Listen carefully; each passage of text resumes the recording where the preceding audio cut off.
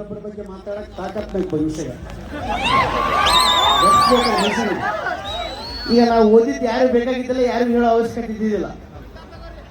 ನಾವು ಓದಿದ್ದು ಏನು ಹೇಳಿದೆ ನೀವು? 10ನೇ ಕ್ಲಾಸ್ 5 ಸಲ ಫೇಲ್ ಆಗಿರೋ ಅಂತ ಹೇಳಿದೆ ನಾನು. 10ನೇ ಕ್ಲಾಸ್ 5 ಸಲ ಫೇಲ್ ಆಗ್ಬೇಕಾದ್ರೆ ತಾಕತ್ತು ಬೇಕು ಮನುಷ್ಯನಿಗೆ.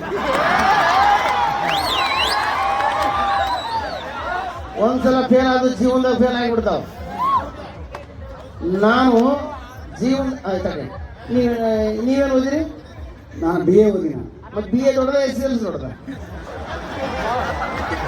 BA ದೊಡ್ಡದು, ನಾವು ಓದಿದ್ಲ. SSLC 4 ಅಕ್ಷರ, BA 2 ಅಕ್ಷರ. ಓದಿದ್ದ BA ಅದು ಉಲ್ಟಾ ಓದಿನ. AB ಅಂತ ಓದಬೇಕು, BA ಅಂತ ಓದಿದ್ವಿ. ಇನ್ನೊಂದು, ಈಗ ನೀವೇನು ಕೆಲಸ ಮಾಡ್ತೀರಿ? BA ಓದಿ ಹಾಸ್ಯ ಭಾಷಣ ಮಾಡ್ತೀನಿ. ನಾನೇನು ಮಾಡ್ತೀನಿ?